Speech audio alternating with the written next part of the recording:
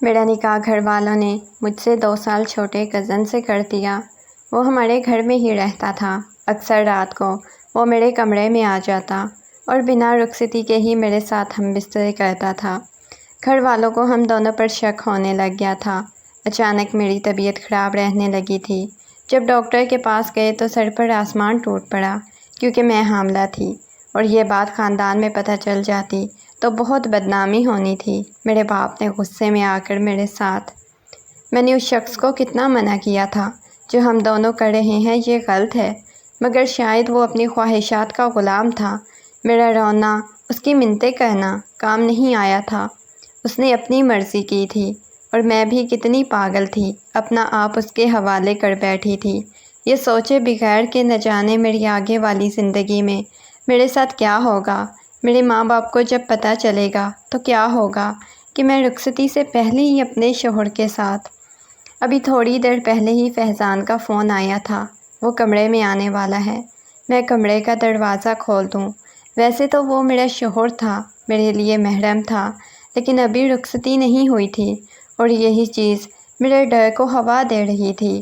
اگر کسی نے ہم دونوں کو ایک ساتھ دیکھ لیا تو کتنی باتیں بنے گی، اور خدا نہ کرے اگر وہ اپنی حدود کراس کر گیا اور میں حاملہ ہو گئی تو لینے کے دینے پڑ جائیں گے۔ میں اس سے عمر میں 2 سال بڑی تھی، اسی لیے ہر چیز کو بہت دھیان سے دیکھتی تھی، لیکن وہ بالکل بھی میری بات نہیں سنتا تھا۔ وہ بھی جوانی کی دہلیز پر تھا اور اس وقت لڑکوں کے جذبات منہ زور گھوڑے کی طرح بے لگام ہو جاتے ہیں۔ ایسا ہی حال میرے شوہر کا بھی تھا۔ وہ میرا چچا زاد تھا، ہم دونوں ایک ہی گھر میں رہتے تھے، اسی لیے مجھے زیادہ خوف آ رہا تھا۔ میں نے گھڑی کی طرف دیکھا جو 1 بجا رہی تھی۔ میں اتنا تو جانتی تھی کہ سب سو گئے ہوں گے، لیکن پھر بھی مجھے ڈر لگ رہا تھا۔ ابھی کچھ دیر ہی گزری تھی کہ میرے کمرے کا دروازہ کھلا۔ فیضان اندر داخل ہوا، دراز قد، چوڑی جسامت، دودھیا سفید رنگت جس پر سرخی شامل تھی، اور اس پر جیل سے کیے گئے سیٹ بال۔ وہ بہت ہی پرکشش مرد تھا۔ میرے نصیب میں بہت حسین مرد آیا تھا۔ میں اللہ کا بہت شکر ادا کرتی تھی، لیکن ابھی جب وہ کمرے میں آ رہا تھا یہ چیز مجھے خوف میں مبتلا کر رہی تھی۔ وہ کمرے میں آیا اور آتے ہی مجھے اپنی باہوں میں بھر لیا۔ میں فوراً سے اسے دور ہٹی، بولی پلیز فیضان یہاں سے چلے جاؤ، اگر کسی نے تمہیں اس پہر میرے کمرے میں دیکھ لیا تو نہ جانے کیا سوچیں گے۔ تم اس طرح کا برتاؤ کیوں کر رہے ہو؟ کچھ ہی دن باقی ہیں، رخصتی ہو جائے گی، پھر اپنے سارے ارمان نکال لینا، میں کچھ بھی نہیں کہوں گی، ابھی فی الحال کے لیے پلیز یہاں سے چلے جاؤ۔ اس نے میرے بازوؤں کو اپنی گرفت میں کیا۔ میں کوئی پہنچی ہوئی چیز نہیں تھی۔ اس نے کہا نکاح کر لو۔ میں نے نکاح کر لیا۔ تم مجھے اپنے قریب نہیں آنے دیتی، آخر تم چاہتی کیا ہو؟ وہ بہت عجیب لہجے میں بات کر رہا تھا، ورنہ تو وہ ہمیشہ مجھ سے تم سے ہی مخاطب کرتا تھا۔ میں فوراً سے ہی اس کی گال پر ہاتھ رکھتے ہوئے بولی میری جان، میں آپ سے بہت محبت کرتی ہوں اور آپ کے جذبات کی قدر بھی کرتی ہوں، لیکن اگر رات کے اس پہر تمہیں میرے کمرے میں کسی نے دیکھ لیا تو لینے کے دینے پڑ جائیں گے۔ اگر تمہیں اپنی عزت کا خیال نہیں تو کم از کم میری عزت کا تو خیال رکھو۔ میں تمہاری بیوی ہوں یار، اگر کچھ ہو گیا الٹا سیدھا تو لوگ 100 طرح کی باتیں بنائیں گے۔ یہ کیا کر رہے ہو؟ کیوں مجھے سب کی نگاہوں میں شرمندہ کرنا چاہتے ہو؟ جبکہ فیضان فوراً ہی میرا ہاتھ جھٹکتے ہوئے بولا بکواس نہیں کرو، سب سو چکے ہیں اور ابھی کوئی بھی نہیں آئے گا، اور ڈرائنگ روم میں بھی کوئی موجود نہیں ہے، سب اپنے کمروں میں آرام کر رہے ہیں اور میں اب تمہاری باہوں میں آرام کروں گا۔ یہ بول کر اس نے مجھے بستر پر لٹا دیا، جبکہ میں اسے خود سے دور کرنے کی ہر ممکن کوشش کر رہی تھی، جبکہ وہ دھیرے دھیرے اپنی حدود تجاوز کرتا جا رہا تھا۔ اس کے جذبات بالکل بھی بے قابو میں نہیں تھے۔ میری جان کیا ہوا ہے؟ مجھ پر بالکل بھی مستی طاری نہیں ہو رہی تھی، بس میں خوف سے لرز رہی تھی۔ مجھے ایک ہی ڈر تھا، کہیں خدا نہ کرے کچھ الٹا سیدھا ہو گیا تو لینے کے دینے پڑ جائیں گے، لیکن وہ سننے کے موڈ میں نہیں تھا۔ اچانک ہی مجھے غصہ آیا، میں نے زناٹے دار تھپڑ فیضان کے منہ پر رسید کر دیا۔ جبکہ وہ حیران ہو کر اپنے گال پر ہاتھ رکھ کر بیٹھا مجھے دیکھ رہا تھا۔ اس کو بالکل بھی توقع نہیں تھی میں اس پر ہاتھ اٹھا دوں گی، جبکہ میں خود حیران تھی میں نے کیا کر دیا ہے۔ میں کچھ کہتی اس سے پہلے ہی اس نے مجھے جھٹکا دیا اور کمرے سے باہر نکل گیا۔ میری جان پر بن آئی تھی یہ میں نے کیا کر دیا تھا۔ مجھے کچھ سمجھ نہیں آ رہا تھا۔ وہ میرا شوہر تھا، میرا مزاجی خدا تھا، وہ مجھ سے اپنے حقوق چاہتا تھا تو مجھے چاہیے تھا کہ میں دے دوں۔ عجیب عجیب سے خیالات میرے دماغ میں گردش کرنے لگے تھے۔ اگر اس نے مجھے طلاق دے دی یا کچھ بھی میرے خلاف اپنی ماں کو بول دیا تو میرا کیا بنے گا؟ ساری زندگی مجھے اس کے ساتھ گزارنی ہے، کہیں وہ مجھ سے انتقام تو نہیں لے گا؟ یہ بات میرے دماغ میں آنے لگی۔ مجھے کچھ سمجھ نہیں آ رہا تھا میں کیا کروں۔ کافی دیر تک میں کمرے میں بیٹھی سوچتی رہی۔ آخر میں تھک ہار کر رونے لگ گئی۔ میری بے بسی آنسوؤں کی صورت میں آنکھوں سے بہہ رہی تھی۔ کافی دیر تک میں روتی رہی۔ آخر میں تھک ہار کر سو گئی۔ اگلی صبح میرے لیے بہت ہی بری ثابت ہوئی تھی۔ جیسا میں نے سوچا تھا ویسا ہی ہوا تھا۔ وہ سامنے منہ بنا کر بیٹھا ہوا تھا، جبکہ ڈائننگ پر کھانا اس کی بہن لگا رہی تھی، ورنہ تو یہ میرا کام تھا۔ صبح سب سے پہلے اٹھ کر اس کے لیے میں ناشتہ بناتی تھی اور اس کے سامنے رکھتی تھی، لیکن آج اس کی بہن کو ناشتہ دیتا دیکھ کر میری سسکی بندھی۔ مجھے بہت رونا آ رہا تھا۔ میں کیا کرتی؟ میں خود کی حفاظت کرنے کے چکر میں اس کو ناراض کر گئی تھی۔ میں خاموشی سے جا کر اس کے پاس بیٹھ گئی۔ جبکہ میرے بیٹھنے کی دیر تھی وہ آدھا ادھورا ناشتہ چھوڑ کر ہی گھر سے باہر چلا گیا، جبکہ میں کیسے اسے مناتی؟ مجھے کچھ سمجھ نہیں آ رہا تھا۔ کافی دیر تک میں چپ چاپ ڈائننگ ٹیبل پر ہی بیٹھی رہی۔ اس کی بہن شاید چائے لینے کے لیے گئی تھی۔ جب وہ باہر آئی تو بولی، بھابھی بھائی کہاں پر گئے ہیں؟ میں نے باہر کی طرف اشارہ کر دیا، جبکہ وہ روٹھے ہوئے انداز میں بولی، اچھی بھلی میں سو رہی تھی، آگے مجھے بیدار کیا کہ ناشتہ دے دو، اب دے رہی ہوں تو صاحب باہر چلے گئے ہیں۔ آج تو ان کے مزاج ہی نہیں مل رہے۔ ویسے آپ دونوں کے بیچ میں کوئی لڑائی وغیرہ ہوئی ہے؟ جبکہ میں فوراً سی خاموش ہو گئی۔ مجھے اندازہ نہیں تھا کہ گھر والوں کو فوراً پتہ چل جائے گا۔ میں نے فوراً ہی نفی میں سر ہلاتے ہوئے کہا، ارے نہیں، میری طبیعت تھوڑی ٹھیک نہیں تھی، اس لیے تم سے کہہ دیا ہوگا۔ چلو اس کے بدلے میں ناشتہ کر لیتی ہوں، آؤ تم میرے پاس بیٹھ جاؤ۔ جبکہ وہ انکار کرتے ہوئے اپنے کمرے میں چلی گئی۔ اسے ابھی اور سونا تھا، جبکہ میں نے اسے فورس نہیں کیا تھا، کیونکہ میرا خود کا موڈ حد درجہ کا خراب تھا۔ سارا دن میں ادھر ادھر پھرتی رہی۔ وہ گھر آیا ہی نہیں تھا۔ اس کی امی نے بھی کوئی بات نہیں کی۔ کئی بار مجھ سے پوچھا کہ بیٹا تمہیں معلوم ہے فیضان کہاں پر ہے؟ میں نے لا علمی کا اظہار کیا۔ سب کو معلوم تھا کہ فیضان مجھے ٹوٹ کر چاہتا ہے اور ہر بات مجھ سے کہتا ہے، تو لازماً مجھے اس کی گمشدگی کا بھی معلوم ہوگا، لیکن میں کچھ نہیں جانتی تھی۔ میری بہت بری حالت ہو رہی تھی۔ رات کے 12 بجے وہ گھر میں داخل ہوا تو سب سو رہے تھے، بس میں ہی لاؤنج میں بیٹھی اس کا انتظار کر رہی تھی۔ اس نے دوپہر کے وقت فون کر کے اپنی ماں کو بتا دیا تھا وہ کام پر آ گیا ہے اور رات کو دیر سے گھر واپس آئے گا، کیونکہ فیکٹری میں بہت زیادہ کام تھا۔ اس کے گھر میں داخل ہوتا دیکھ کر میں فوراً ہی بھاگ کر اس کے پاس گئی، جبکہ وہ مجھے نظر انداز کر کے اپنے کمرے کی طرف جانے لگا۔ میں نے فوراً ہی اس کی کلائی تھامی اور خود کی طرف متوجہ کرتے ہوئے بولی، پلیز فیضان مجھے معاف کر دو، میں جانتی ہوں میں نے تمہارے ساتھ غلط کیا، مجھے اپنی اس غلطی کا احساس بھی ہے کہ تم اپنی محبت کو اس طرح رسوا کرو گے۔ جبکہ وہ میرے ہاتھ جھٹک کر کمرے سے چلا گیا تھا۔ میں اس کی اس حرکت پر بہت حیران تھی۔ میں اتنا تو جانتی تھی کہ اس کا موڈ بہت خراب ہو چکا ہے، مجھے اسے بہت مشکل سے منانا پڑے گا، لیکن اس بار منانے کے بدلے مجھے خود کو اس کے سپرد کرنا تھا۔ میں اپنی محبت کو منانے کی خاطر کسی حد تک بھی جا سکتی تھی، لیکن یہ میں بھول گئی تھی میں کتنی بڑی غلطی کرنے جا رہی ہوں۔ میں نے فوراً ہی اس کے لیے ٹرے میں کھانا وغیرہ سجایا اور اس کے کمرے میں پہنچ گئی۔ پورے گھر میں ایک طاہرانہ نگاہ ڈالی۔ سبھی اپنے اپنے کمروں میں سو رہے تھے۔ میں نے شکر کا سانس لیا اور فیضان کے کمرے کا دروازہ کھول کر اندر داخل ہوئی۔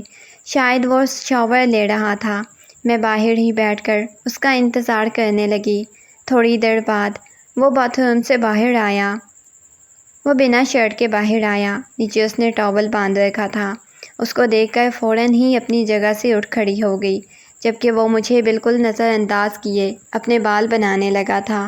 مجھے اس کو اس طرح دیکھنا اچھا تو نہیں لگ رہا تھا، ساتھ میں شرم بھی آ رہی تھی، لیکن اس وقت میں اپنی شرم کو ایک طرف نہیں رکھتی تو مسئلہ بن سکتا تھا۔ میں قدم بقدم چلتی ہوئی فیضان کے پاس آئی اور خاموشی سے پیچھے سے اس کے گلے لگ گئی۔ جب اس پل کو اس کے وجود کو جھٹکا سا لگا جس کو میں نے بخوبی محسوس کیا تھا، میں اس کے سینے سے لگنا چاہتی تھی، لیکن وہ مجھے بالکل بھی اہمیت نہیں دے رہا تھا۔ اس نے دھیرے سے مجھے علیحدہ کیا اور خاموشی سے صوفے پر جا کر بیٹھ گیا۔ کھانا تناول کرنے لگا۔ میں اس کے قریب ہی قدموں میں بیٹھ گئی۔ شاید اس کو برا لگا تھا۔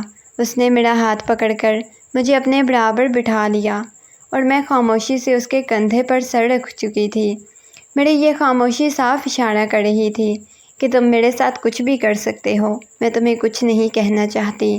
اچانک ہی اس نے اپنا کھانا سائڈ پہ کیا، مجھے اپنی باہوں میں اٹھا کر بستر پر لے گیا۔ میں جانتی تھی یہی سب کچھ ہونے والا ہے۔ وہ مجھ پر قابض ہوتا چلا گیا۔ کمرے کی لائٹ اس نے آف کر دی تھی۔ میرے پاس کچھ بھی نہیں تھا، مجھے کچھ بھی نظر نہیں آ رہا تھا۔ میں نہیں جانتی تھی آج وہ اپنی تمام حدود تجاوز کر جائے گا۔ میں تو سمجھی تھی تھوڑی ہی دیر میرے قریب رہے گا، اس کے بعد دور ہو جائے گا، لیکن آج تو وہ کچھ اور ہی کرنے کے موڈ میں تھا۔ پہلے ایک دو بار اسے روکنا چاہا، لیکن اس نے صاف کہہ دیا تھا آج نہیں تو پھر کبھی نہیں، اور یہ بات میں کبھی برداشت نہیں کر سکتی تھی۔ میں خاموشی سے وہیں لیٹی رہی اور وہ اپنی تمام خواہشات پوری کرتا رہا۔ صبح فجر کے وقت میں اس کے کمرے سے نکل کر اپنے کمرے میں آ گئی تھی۔ رات بھر اس کی غربت کے باعث میرا وجود درد کر رہا تھا۔ خاموشی سے نہا دھو کر واپس فریش ہو گئی۔ مجھ میں اتنی ہمت نہیں تھی کہ میں فجر کی نماز پڑھ لیتی۔ اگلی صبح میرے لیے بہت روشن ثابت ہوئی تھی۔ مجھے اٹھانے کے لیے فیضان خود آیا تھا۔ اس نے دھیرے دھیرے میرے بالوں میں انگلیاں پھیری، جس کے بعد میری آنکھ فوراً ہی کھل گئی۔ وہ ماتھے پر ایک محبت بھرا بوسہ دیتے ہوئے بولا، میری جان صبح بخیر، ناشتہ دے دو، مجھے فیکٹری جانا ہے، رات کو تمہارے ساتھ خوبصورت لمحات بھی تو گزارنے ہیں نا۔ جبکہ میں فوراً ہی ناراض ہوئی تھی اور اس کی طرف دیکھتے ہوئے بولی، کوئی نہیں، بس ایک دفعہ، اب دوبارہ شادی کے بعد تم ضد نہیں کرو گے شادی تک، بس تمہیں منانے کی خاطر میں اتنا کر گئی۔ جبکہ وہ مجھے ناراض دیکھ کر کہنے لگا، اب تمہیں کبھی خود سے دور نہیں کروں گا۔ سکون مجھے کل رات محسوس ہوا، آج سے پہلے کبھی نہیں ہوا۔ چلو ڈائننگ ٹیبل پر، انتظار کر رہا ہوں، اب جلدی سے آ جاؤ، بار بار بیوی کو بلانا اچھا نہیں لگتا۔ جبکہ میں اٹھی، اگر بیوی کے نخرے نہیں اٹھا سکتے تو پھر بیوی بنایا کیوں؟ چلو آج میں تمہیں ناشتہ بنا کر نہیں دوں گی۔ جبکہ اچانک ہی میرے بستر پر لیٹ گیا۔ میری جان ہوا ہوئی تھی۔ کہنے لگا، چلو ناشتہ نہیں بنا کے دے سکتی تو کوئی موڈ بنا دو۔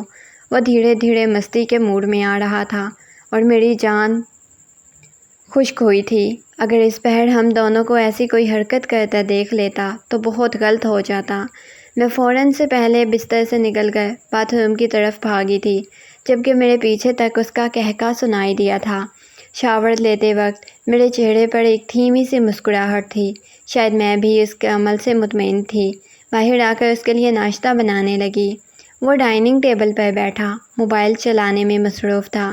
اس کا چہرہ حشاش بشاش تھا، جبکہ میں نکھری نکھری سی معلوم ہو رہی تھی۔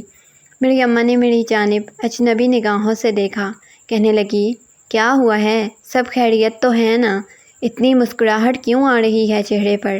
جبکہ ان کے اچانک بولنے پر میں چونک گئی تھی۔ میں نے ان کی طرف دیکھا اور فوراً ہی نفی میں سر ہلاتے ہوئے بولی، امی ایسی تو کوئی بات نہیں، آپ کو ایسے ہی کوئی غلط فہمی ہو رہی ہوگی۔ جبکہ میں نے خود کو فوراً ہی سنبھالا تھا۔ شاید فیضان کا رنگ میرے چہرے پر آ گیا تھا، جبکہ میری اماں میرے کندھے پر ہاتھ رکھ کر بولی تھی، بیٹا رخصتی نہیں ہوئی، تھوڑی احتیاط کیا کرو، خدا نہ کرے اگر کچھ الٹا سیدھا ہو گیا تو عزت پر بات آ جائے گی۔ جبکہ میں چپ ہو گئی۔ امی کا اچانک سے ایسے کہنا مجھے خوف میں مبتلا کر گیا تھا۔